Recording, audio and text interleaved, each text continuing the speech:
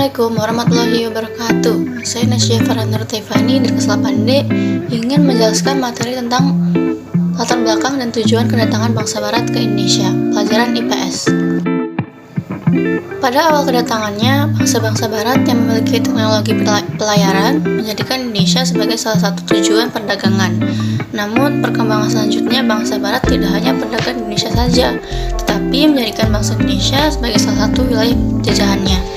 Bangsa Barat, terutama Eropa, menjelajah hingga ke Nusantara untuk mendapatkan rempah-rempah seperti cengkeh, lada, pala, dan sebagainya.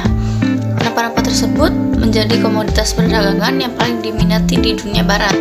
Ditambah lagi, setelah jatuhnya Konstantinopel pada tahun 1453, bangsa Eropa paling banyak terkena imbasnya.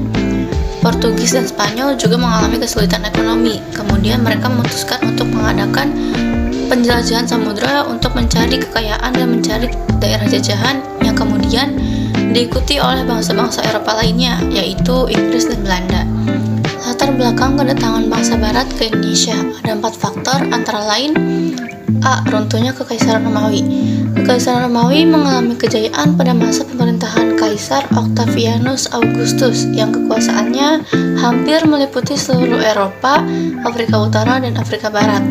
Namun setelah runtuhnya Kekaisaran Romawi ini pada tahun 476 Masehi, berakibat pada kemunduran jalinan dagang antara Asia dan Eropa yang mengakibatkan kehidupan wilayah tersebut semakin merosot. Zaman kemunduran ini disebut dengan istilah zaman kegelapan atau Dark Ages. B. Revolusi Industri. Revolusi industri adalah pergantian atau perubahan secara menyeluruh dalam memproduksi barang dari sebelumnya menggunakan tenaga manusia dan hewan menjadi tenaga mesin. Penggunaan mesin dalam industri menjadikan produksi lebih efisien, ongkosnya dapat ditekan, serta barang dapat diproduksi dalam jumlah besar dan cepat. Berkembangnya revolusi industri menyebabkan bangsa-bangsa Barat memerlukan bahan baku yang lebih. Mereka juga memerlukan daerah pemasaran untuk menjual hasil-hasil industrinya. Salah satu pengaruh revolusi industri adalah dalam kegiatan transportasi. Penemuan mesin uap yang dapat menjadikan mesin penggerak perahu merupakan teknologi yang baru pada masa tersebut. Perahu dengan mesin uap merupakan penemuan yang sangat penting yang mendorong penjelajahan bangsa-bangsa Barat. Penggunaan mesin uap dapat memperpendek waktu perjalanan, serta penemuan mesin uap, revolusi industri didukung berbagai penemuan lain, seperti kompas, mesin pemintal, dan sebagainya. Penemuan-penemuan tersebut memicu bangsa-bangsa Barat untuk melakukan petualangan. C. Penjelajahan samudera. Bangsa Eropa terkenal dengan kemahirannya dalam pelayaran. Berikut faktor-faktor yang mendorong penjelajahan samudera. 1. Adanya semangat menaklukkan, reconquista, terhadap orang-orang yang beragama Islam. 2. Jatuhnya Konstantinopel, ibu kota imperium, ke tangan Kesultanan Turki Utsmani pada tahun 1453. 3. Adanya keinginan mengetahui lebih jauh mengenai rahasia alam, keadaan geografi, dan bangsa-bangsa yang tinggal di belahan bumi lain. 4. Adanya keinginan untuk mendapatkan rempah-rempah. 5. Kisah perjalanan Marco Polo 1254 sampai 1324, seorang pedagang dan penjelajah dari Venesia, Italia ke Cina yang dituangkan dalam buku Book of Various Experience. 6. Ingin memperoleh keuntungan atau kekayaan yang sebanyak-banyaknya. 7. Adanya teori Copernicus dan Galilei tentang heliosentris dan bumi bulat.